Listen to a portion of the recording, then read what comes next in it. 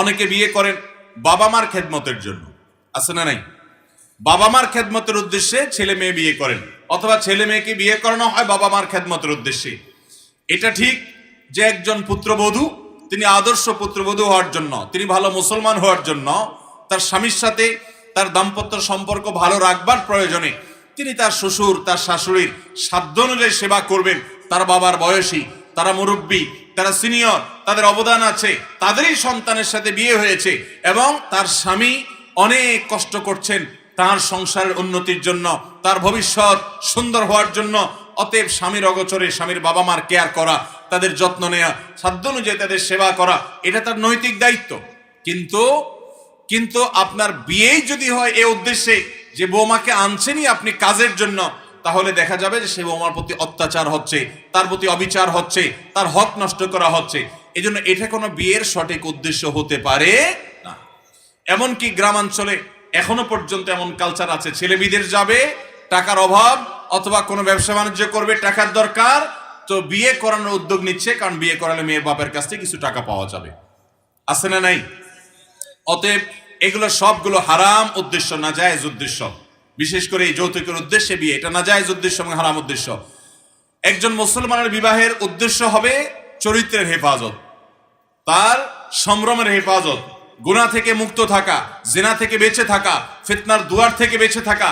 এটা হবে বিয়ের মূল উদ্দেশ্য। এটা বাবা মাকেও মাথায় রাখতে হবে, সন্তানকেও মাথায় রাখতে হবে। এই উদ্দেশ্য যদি হাসিল হয় তাহলে বিবাহের আসল উদ্দেশ্য হাসিল হয়ে গেছে। আপনি অন্য বিষয়গুলোকে গৌণ হিসাবে দেখলে দাম্পত্য জীবনে অশান্তি এমনি দূর হয়ে যাবে। একজন স্বামী যদি চিন্তা করেন আমার স্ত্রীর মাধ্যমে আমার চরিত্রের হেফাজত হয়, আর যদি কোনো বেনিফিট তার থেকে আমি নাও পাই, শুধু চরিত্রের হেফাজত হয়, এই একটা কারণে অন্তত তার প্রতি আপনার কৃতজ্ঞ থাকা উচিত, তার প্রতি আপনার শুকরগুজার হওয়া উচিত, তাকে আপনি রেসপেক্ট করা উচিত, তাকে আপনার সম্মান দেওয়া উচিত, তার অধিকার আপনার আদায় করা উচিত, তার প্রতি খেয়াল রাখা উচিত যে অন্তত তার মাধ্যমে আপনার চরিত্রটা হেফাজত হয়। তাহলে বিয়ের মূল উদ্দেশ্য যদি আমরা ঠিক করতে পারি, তাহলে সেটাও আমাদের দাম্পত্য জীবনে আমাদের সম্পর্কগুলোকে সুনিবিড় করতে, পরস্পরের প্রতি শ্রদ্ধাশীল হতে আমাদেরকে সহায়তা করবে।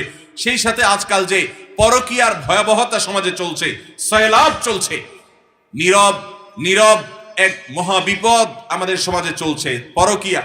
আমরা অনেকে বলতে পারি না, সইতে পারি না।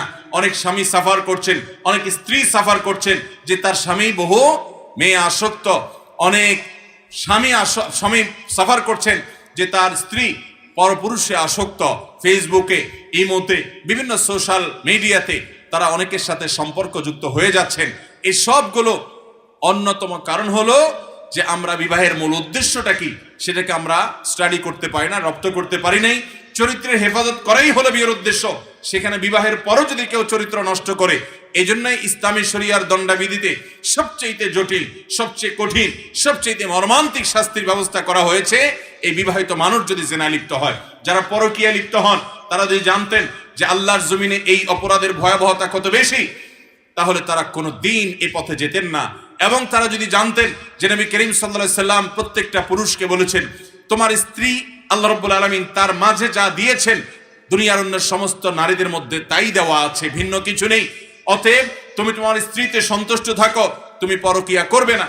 ঘরে ঘরে আজ পরকীয়ার এই বিষবাষ্প, আজ এই ভয়াবহতা, এটা আমাদের মধ্যে ছেয়ে গেছে। আমি কদিন আগে চট্টগ্রামে এক মাহফিলে গিয়েছি। এক যুবক ধরে এসে গায়ের কাছে এসে আমার কানে কানে বললেন যে ভাই, আমি নিজে ব্যক্তিগতভাবে ধর্মকর্ম করার চেষ্টা করি, ইসলাম প্র্যাকটিস করার চেষ্টা করি, কিন্তু আমি পরনারীর আসক্তি থেকে আমি বাঁচতে পারছি না, এবং এই কারণে আমি আমার স্ত্রীর হক নষ্ট করছি এবং ভয়াবহ একটা অবস্থা বিরাজ করছে।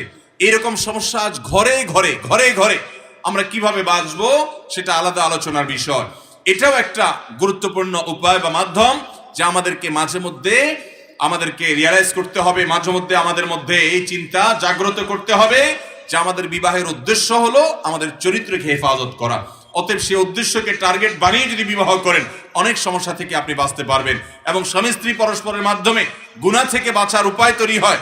এটার মাধ্যমে পরস্পরের প্রতি কৃতজ্ঞ আমরা হতে পারবো। তাহলে দ্বিতীয় বিষয় হলো একটি আদর্শ মুসলমানের বিয়ের জন্য উদ্দেশ্য ঠিক করতে হবে যে উদ্দেশ্যটা কি।